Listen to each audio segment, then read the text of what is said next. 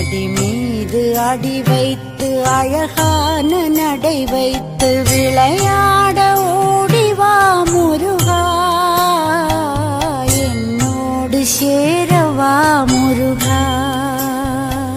உன்னோடு சாய்ந்தாட உடலிங்கு தள்ளாட உயிர்